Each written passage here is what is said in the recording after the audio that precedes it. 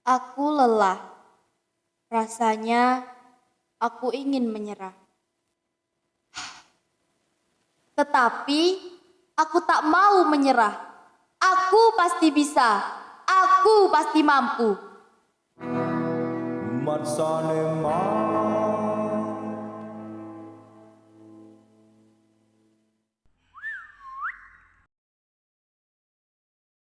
Lanjut ke pertanyaan selanjutnya.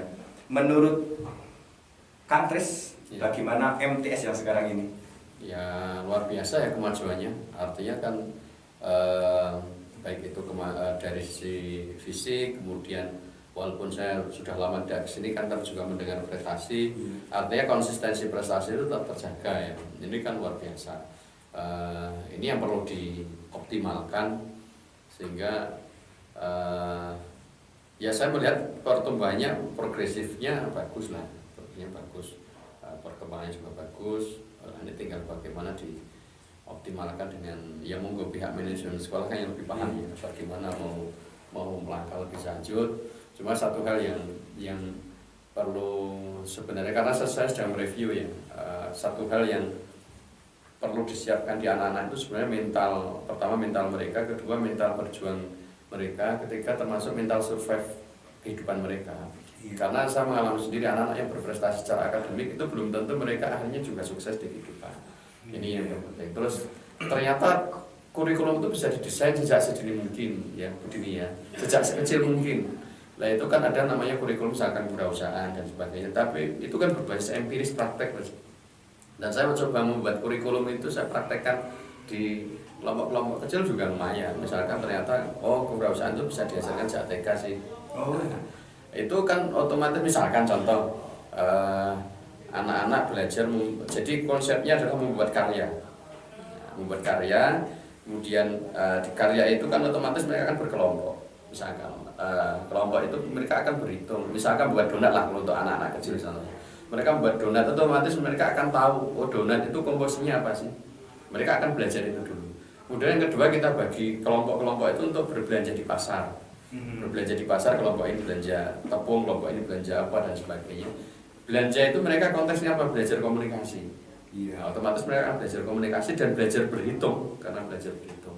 Sampai akhirnya mereka membuat berarti belajar kerjasama. Kemudian mereka juga packaging, itu berarti namanya menjual itu tidak hanya dijual seperti itu saja, tapi ada kemasan yang menarik. Kemudian baru mereka dijual. Mereka akan ngelis, saya menjual ke siapa. Sampai akhirnya itu dikembalikan lagi di proyek berikutnya. Ternyata kalau kurikulum itu bisa dikembangkan juga menjadi salah satu muatan lokal, itu anak-anak menjadi punya daya juang yang berbeda. Karena memang sekarang kan digalakkan banyak sekali ada namanya kewirausahaan ya. Tapi kan ada juga sebenarnya kewirausahaan kan bukan hanya orang yang bergerak di lini wirausaha. Ada namanya teknopreneur. Teknopreneur berarti kan kewirausahaan tapi bagi orang-orang di dunia kerja. Mental mereka adalah mental wirausaha yang kreatif, inovatif dan sebagainya. Nah itu mungkin yang sekarang bisa dikembangkan menjadi sebuah muatan lokal menarik, dan itu saya rasa belajar otomatis kayak ilmunya praktek, ilmu pembelajaran misalkan anak kecil kan mereka akan belajar matematika, otomatis menghitung ya secara sederhana, belajar akuntansi karena membuat laporan pembukuan dan sebagainya, sampai akhirnya mereka berkomunikasi. Dan yang terpenting adalah mereka belajar berkolaborasi bersama, karena saya termasuk orang yang meyakini bahwa sukses itu tidak sendiri. Sukses itu adalah karena proses kerjasama. Saya mencapai saat ini bukan karena ikhtiar saya semata, tapi ada banyak tangan di belakang saya yang tidak kelihatan. Cuma karena saya mungkin yang kelihatan saja kan. Padahal yang paling kencang justru yang tidak kelihatan itu kan. Itu jadi mungkin itu bisa salah satu jadi masukan juga ya untuk kemudian MTS Negeri 5 itu punya konsep yang berbeda, sehingga ketika nanti sudah keluar dari atau lulus dari MTS ini melanjutkan dimanapun ada karakter yang berbeda. Nah ini juga bisa menjadi salah satu masukan lah, karena saya mengalami betul ternyata hal seperti itu yang mengangkat kita untuk menjadi orang yang bisa survive, dan kita ditempatkan dimanapun akhirnya enjoy saja karena kita tidak bingung lah. Kadang orang kan yang perlu direview itu adalah berpikir bahwa saya sekolah untuk bekerja. Nah ini kan Harus direview bahwa Iya. kalau dalam konsep kita sekolah itu kan ibadah, belajar kan ibadah. Ya sudah. Kalau konsepnya sekolah dalam untuk bekerja, ketika sudah tidak sekolah akhirnya tidak belajar lagi. Saya itu sudah tidak sekolah lagi kemana-mana, saya mesti di tas ada buku karena saya termasuk akhirnya lompatannya saya menjadi kutu buku itu karena saya harus belajar dimanapun dan kapanpun ada waktu senggang, ya saya harus belajar. Itu yang merubah wawasan. Bukankah ada istilah Bu ya, buku itu jendela dunia. Iya. Tapi kalau jendela itu tidak pernah dibuka, ya tidak akan pernah lihat dunia. Caranya buka apa? Dibaca. Slogannya buku adalah jendela dunia. Neng tidak pernah baca buku ya, berarti tidak pernah lihat dunia dong, kan begitu. Gini Pak, kasih tips buat anak-anak supaya mau dan senang untuk membaca. Masalahnya sekarang kan sudah kalah sama gadget, Betul. ada TikTok dan lain-lain. Jadi begini teman-teman semuanya, ada keasikan berbeda ketika kita membaca lewat media sosial dengan membaca sebuah buku. Karena karakter itu akan berbeda ketika dilihat dengan siapa penulisnya, rohnya akan berbeda. Karena apa? Kita membaca di media sosial itu tidak pernah utuh dan akhirnya saling salah paham karena di situ. Iya, benar. Maka ya harus dipaksa. Kan sesuatu itu dipaksa dulu. Dipaksa dulu ya. Iya, Nanti harus lama-kelamaan belajar menikmati. mencintai dan diyakini dulu bahwa dengan kita membaca apapun, termasuk kita meyakini perintahnya kita sebagai muslim kan iqra dulu, membaca apapun. Ya sudah, diniati saja saya membaca karena saya ibadah untuk proses kehidupan yang lebih baik. Nah, yang kedua baca dari apa yang disukai dulu. Termasuk saya waktu SMA itu kan akhirnya saya berkawan akrab dengan penjual buku di shopping Salatiga ya. Karena saya tidak mampu beli buku ya, setiap pulang sekolah saya ke toko loaannya itu untuk numpang baca aja sampai akhirnya kan saya punya minat. Oh saya berarti setelah SMA saya harus studi apa ya, karena saya baca di buku loaan itu. Lah ini yang membedakan. Terus teman-teman anak-anak semuanya harus diyakini bahwa orang yang punya wawasan, punya bacaan luas itu akan berbeda. Dia bersikap dan sebagainya, dan tentunya ini akan menjadi bekal yang lebih baik untuk kita. Ilmu semua sampai lupa nih pertanyaannya. Begini, bagaimana MTS yang sekarang dibandingkan dengan MTS yang dulu? Menjadi bagian di dalamnya ya. Ya, kalau dibandingkan dengan waktu saya sekolah ya kemajuannya sudah pesat, sudah baik. Kalau dulu apa ya? Dulu kali belum ada lantai 2 ya? Belum Lantai ada. 2 itu Dari mulai kelas satu kelas 3 ya Pak Iya. ya. Kelas 3 itu Oh, kita bangun. ya sudah apa? Kita naik kelas 3 sudah menempati gedung baru. Gedung serbaguna belum berarti belum Belum ada. ada, itu masih apa itu? Belum ada itu. Ya kelas di sekat itu kalau Iya. baru dibuka itu kan. Saya itu Oh, masih dulu pernah itu ya Pak, berangkat siang itu ya Pak. Ya. Ini kelas berangkat siang. Iya, karena berangkat di siang. situ ya. Iya. Karena jumlah kita sudah banyak banyak ya. Iya. tidak muat kan. Kemudian kelas yang di tengah-tengah depan masjid ini baru dibongkar, terus kelasnya saya itu di asrama itu, yang sekarang ditempati Mas Nur Hadi itu. Saya dulu kelasnya di situ. Itu Iya, dulu sempat kelas. di situ iya. Terus asramanya sebelah ini. Asramanya setelah gedung bawah jadi, sana baru dijadikan dibuat, ya. asrama. Oh, Iya, saya dulu kelas asrama. 2. Berarti asrama itu baru jenengan masuk kelas 3 baru ada asrama. Iya.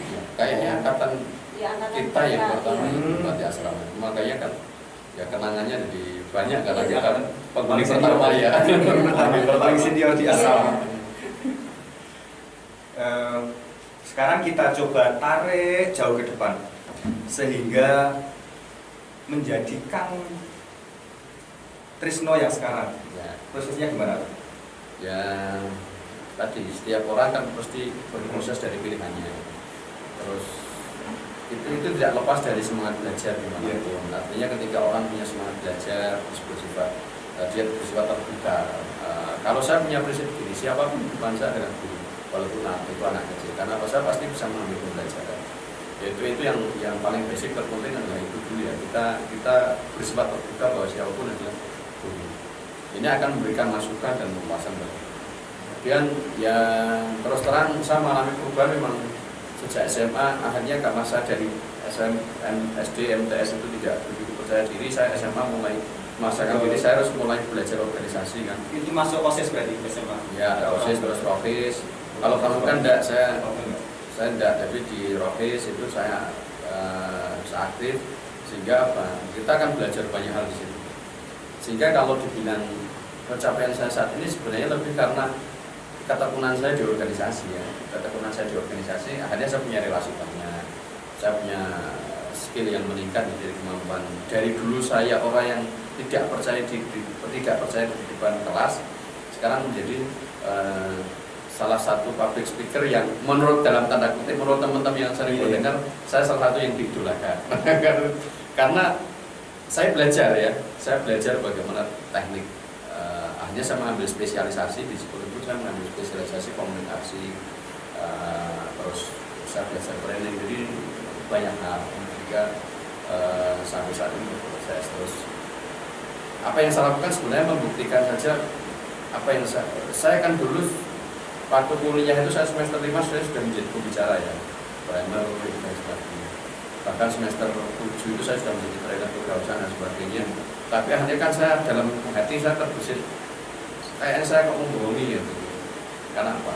Bukan berarti saya tidak percaya dengan training dunia trainer, enggak. Tetap saya percaya mereka dan saya tetap salam hormat kepada mereka.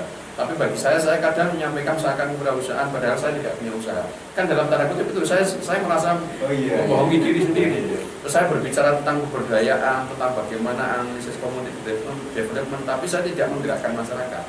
Maka saat itu saya melakukan pertobatan dalam tanda kutip 2005 saya memutuskan saya harus balik dan saya melakukan proses pemberdayaan dan saya harus belajar usaha. Walaupun suatu saat saya kembali ke panggung lagi, tapi sebagai praktisi. Gitu. Itu titik terbuatnya Desa Menari bukan? Bukan. Oh belum. Belum. Akhirnya kan memang saya sejak awal sekolah itu saya bercita-cita untuk balik ke kampung. Saya orang yang tidak bercita-cita, saya sekolah untuk belajar di luar. Jadi ketika saya kuliah saya sudah memutuskan memang saya kuliah untuk balik ke kampung halaman saya. Karena banyak hal yang bisa dirubah, bukan dirubah ya, banyak yang bisa dilakukan di desa. Tetapi pintu masuknya adalah pendidikan. Pendidikan itu kan penting, makanya ini saya juga mendorong pada teman-teman agar semua termasuk orang tua mungkin bahwa silahkan anak-anak itu didorong untuk belajar sekuat mungkin, setinggi mungkin. Saya pun sampai sekarang menyesalnya kenapa saya dulu tidak belajar lanjut. Dan ketika peluang-peluang saya harus belajar lagi, sekarang saya sudah ada tanggungan rumah tangga, tanggungan kegiatan dan sebagainya, sehingga kadang mau meninggalkan, misalnya saya mengambil beasiswa gitu ya, wah ini meninggalkan rumah dan ini kan masih pikiran jadi banyak. Tetapi yakinlah bahwa dengan kita belajar itu akan ada momentum yang baik. Tapi belajar itu bukan formal saja, karena ternyata setelah saya pelajari pelajaran formal kita di sekolah, di dunia akademik, di kampus itu hanya sekian persen dari kesuksesan kita. Yang terpenting adalah kita punya sikap mau belajar pada siapapun dan dimanapun. Nah itu justru akan menjadi kekuatan. Nah akhirnya saya balik ya karena dunia tempat kita adalah dunia peternakan, ya saya masuk ke dunia peternakan. Karena saya berpikir untuk memberdayakan masyarakat itu langsung masuk ke jantung ekonomi mereka. Ternyata tidak berhasil. Oh, jenengan sudah masuk ke pernah nyoba peternakan? Ya saya awal-awal pemberdayaan saya dampingi kelompok-kelompok ternak. Iya sampai saya semua jenis. Tidak, saya fokusnya ke sapi perah. Oh, sapi perah. Nah, sampai 2009 saya dapat penghargaan dari Pak Bibit Waluyo ya. Sampai sekarang masih jalan? Ya on proses lah.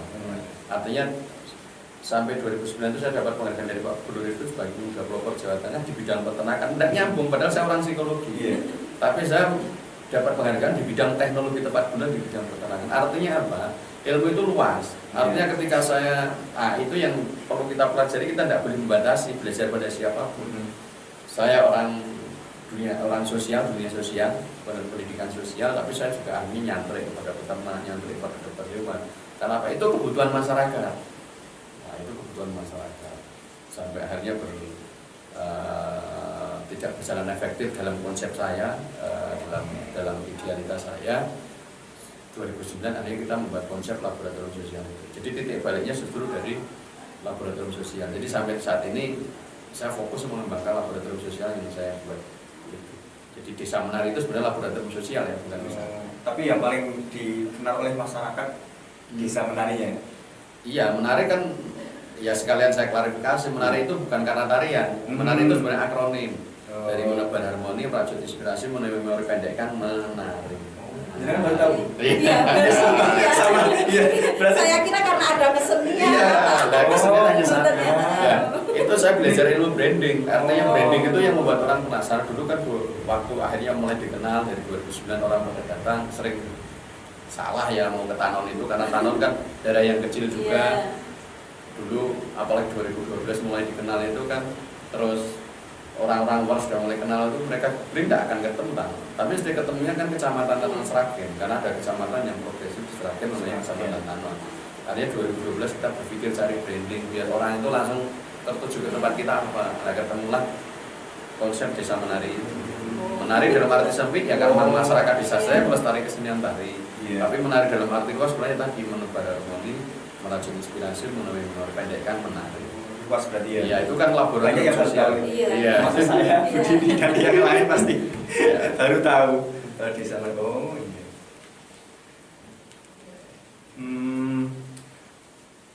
Oh iya, Kang Tes pernah diundang kemana saja? Selain yang saya tahu pernah diundang ke acara televisi Metro apa? Kick yang gitu. Ya, TV. Selain itu, Ya. sering ngisi-ngisi ya. Ya kalau ngisi sampai saat ini saya menjadi salah satu fasilitatornya beberapa provinsi Jawa Tengah ya untuk pemberdayaan desa.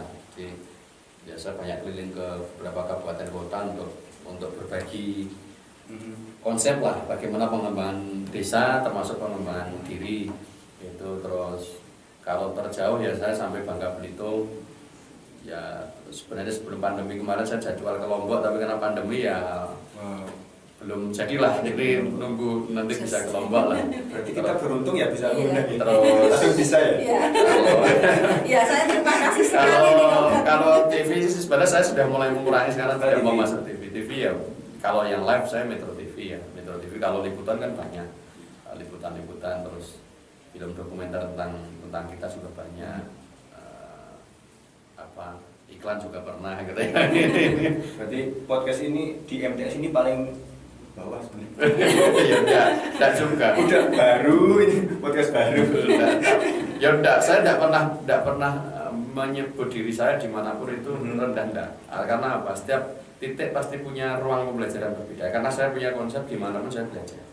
Nah itu karena apa? Tiap titik ada ruang tersendiri. Ya kalau di dunia televisi kan protapnya begitu ya. Tapi kan kalau luasannya kita tidak ada, karena semua serba diatur, ngomong aja diatur. Baru asik-asiknya sudah tersedia kata kita Iya. tidak ada juga. Nah ini yang saya menunggu momentum untuk saya keluar negeri. Ya sebenarnya sudah beberapa kali kesempatan dapat saya, tapi karena aspek bahasa saya lemah, makanya saya sekarang lagi belajar bahasa. Saya ditawari juga. Ternyata dari konsep apa yang kita tekuni, konsep laboratorium sosial itu menjadi tempat studi kasus ya. Banyak perguruan tinggi dan akhirnya orang-orang luar juga berpindah dengan konsep kita bagaimana sebuah pengembangan masyarakat dan sebagainya. Dan itu sebenarnya berkesempatan kita untuk publikasi keluar negeri dan sebagainya. Nah artinya saya ingin menyampaikan ke teman-teman juga, jangan pandang kita masa lalu kita apa. Saya MTS juga tidak menonjol, tidak berprestasi, paling kecil dan sebagainya, tidak percaya diri tapi bisa melakukan lompatan. Kenapa? Kita mengambil peluang itu, kesempatan saya. Kedua, belajar. Ketiga, ya doa pasti. Dan itu yang terpenting. Dan jaga relasi, jaga pertemanan dengan siapa. Saya tidak pernah membedakan ya teman dari saya SD, MTS, SMA, kuliah. Makanya saya sampaikan saya ada jadwal teman saya MTS ya siapa yang ya tentunya ada tetap teman-teman akrab itu mesti ada. Tiap orang masih ya. Ya, Masih. Alhamdulillah masih Setiap ya. tahun. Sebenarnya tidak setiap tahun ya, Iya. ya. Misalnya ini tidak pandemi, seandainya tidak pandemi itu ya, misalnya ada acara apa besok kesini, Iya. besok kesini itu bisa. Kita kan biasa sering ajang sana. Kalau ada teman yang susah seneng, kita juga masih ada perwakilan kita yang datang. Itu memang konsep menjaga keutuhan kita ya. Terus saya tetap tidak memungkiri tiap orang pasti punya teman dekat, itu pasti. Karena chemistry itu tetap ada ya. Dengan siapa mesti ada. Tapi secara general dengan teman-teman MTS ya kita berharap sebenarnya sedang mencari lagi ya. Kalau bisa sebanyak-banyaknya lah. Ya, chemistry-nya Kantres itu dengan para master ini, alumni master. Pengen buatan sih reuni akbar mungkin 10 angkatan kita di sini. Kita sebenarnya Ya pernah sudah itu ya. Enggak, karena sampai kita kan membuat kelompok namanya Matsanga ya, Madrasah Sanawiyah Ngablak 97. Karena sini dulu masih Ngablak ya, Iya, Madrasah Sanawiyah Ngablak 97. Kita sudah sampai ada kaosnya kita, terus kita sudah kemarin sebenarnya sampai proses mau dilegalkan ke badan hukum untuk kita nanti juga pengen punya yayasan dari Matsanga itu. Kita sampai melangkahnya ke sana dan kita berharap nanti jadi bermitra dengan sekolah sini sebagai kontribusi kita kepada alumni. Kita berpikirnya sebenarnya sampai jauh itu termasuk membuka jaringan dengan teman-teman alumni dari lintas generasi karena kita meyakini rezeki itu semakin banyak kalau silaturahminya kuat, jaringannya semakin banyak. Apalagi saya dagang lebih seneng kalau temannya banyak. Cocok Pak. Itu kalau bisa diagendakan segera buat. Cuma kan mestinya di tiap angkatan ada wadah dulu. Ada dulu. Nah nanti dari masing-masing angkatan itu mungkin pengurusnya dan sebagainya difasilitasi pihak sekolah sini kan menjadi keren. Artinya saya rasa di tiap angkatan itu mesti ada yang juga sudah berhasil, sudah menonjol. Ini kan bisa bukan yang sudah menonjol ditonjolkan terus, tapi berbagi semangat, menyambangi yang lain juga, kemudian saling berbagi. Siapa tahu kalau ada teman yang susah ya bisa kita angkat bareng. Ini yang sebenarnya terpenting itu. Sampai di Matsanga 97 kan kita berpikirnya sampai di rencana kerja kita, siapa tahu kita kalau ini jalan betul bisa sampai ada konsep beasiswa dan sebagainya. Ini konsep kita sebenarnya sudah kita susun sampai seperti ini. Saya salah satu tujuan mengundang alumni setiap angkatan ya rencana ke depan kalau bisa membuat organisasi atau bisa reuni angkatan. Mungkin setelah ini ada angkatan lain mungkin. Kalau bisa semua angkatan kan ini awalnya bisa kita menjadi awal yang baik. Sambil kalau begitu ya saya tak mengajak segala karena teman-teman pengalaman kita kadang mengajak teman-teman yang seangkatan pun ada yang merasa malu mau gabung di grup itu. Padahal bagi kita enggak apa-apa. Saya sering ngomong dengan teman-teman yang akrab dengan saya. Ya kita kalau di grup itu ya kembali ke masa MTS lah, ya guyon masa MTS. Kalau mau bahas kerja, mau bahas apapun ya jabrinan lah. Kalau sekali promo boleh, saya pedagang sekali promo. Tapi saya tidak vulgar ya. Kemudian karena itu sebagai ajaran silaturahmi. Artinya saya mengajak teman-teman tidak usah malu, jangan memandang teman saya sudah sukses dan tidak diukur itu. Kalau saya senantiasa memandang teman ya teman. Makanya kalau ada kesempatan saya main ke mana ya, kemarin saya habis nengok Mas Sarmudi di Penalian ya. Baru dari 97 saya baru ketemu kemarin. Ya saya kalau ketika ada data itu kan saya enak mau main kemana kan enak karena biar silaturahminya saya tidak hanya itu saja itu loh. Oh ada tambahan lagi. Akhirnya kan suatu saat ya pasti akan menjadi jaringan. Artinya tidak usah minder. Wah saya ini harus dibongkani, masuk kumpul. Iya tidak ada yang lebih mulia satu dengan yang lainnya. Semuanya sama. Semuanya sama. Jadi yang terpenting kan mau konco ya konco. Yuk teman-teman kita adakan reuni akbar ke depannya.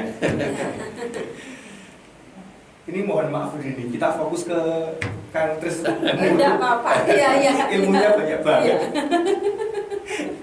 Budini saya Budini siap. ada yang mau ditanyakan sama teman masa lalu. Wakil sama Pak Uda.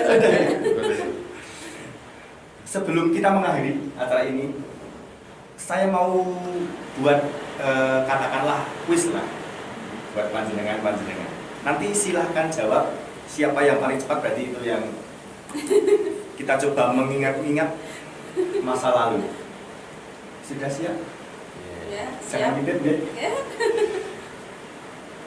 Tahun berapa jenengan masuk? 94. Ayo Budin. Kamu pasti bisa. Siapa nama guru waktu itu ya? Guru matematika. Pak Ngamar. Ya, betul. Ya, satu-satu nih berarti. Dulu sudah ada kantin? Kantin Belum. belum ada. Belum Belum ada kantin. Belum ada, baru itu ada Mbah Juno, Mbah Suryo Ya. gitu ya yang di pinggir-pinggir. Pinggir Yang jalan. sekarang sudah jadi lab, sudah jadi BKK.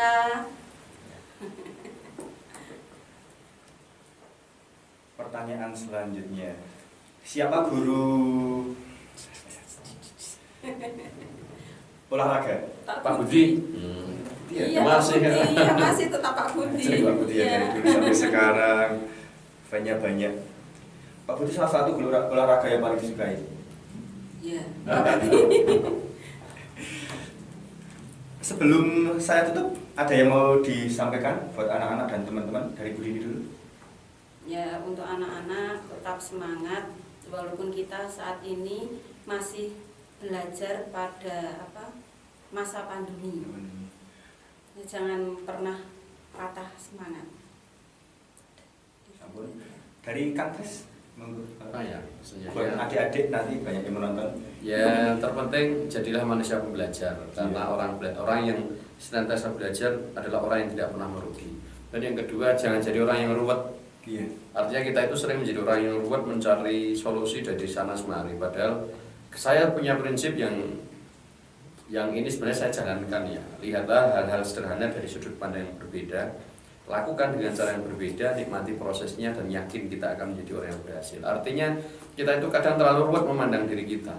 Padahal banyak hal-hal sederhana dari lingkungan kita. Saya belajar dari pengalaman apa yang saya capai ya. Itu kan saya yang membanggakan hal sederhana, saya dolanan tradisional, belajar ngaret, belajar melihara hewan, itu bisa menjadi sesuatu yang bernilai rupiah kalau dalam konteks rupiah. Tapi kalau bukan rupiah, artinya kita itu kadang memandang solusi itu juga terlalu ruwet cari kesana kemari, padahal kadang solusi dari pelupuk mata kita. Maka saya senantiasa sekarang yaitu bukan sesuatu yang harus sederhana ya, karena untuk menjadi orang yang sederhana itu prosesnya butuh panjang sekali. Sampai saya sudah bisa memandang bahwa ternyata kadang yang sederhana itu yang menarik. Nah itu maka belajarlah terus untuk sampai kita menemukan titik kesederhanaan dan titik sederhana, dan ketika teman-teman mencapai posisi apapun tetaplah jadi orang yang biasa-biasa saja sudah sederhana.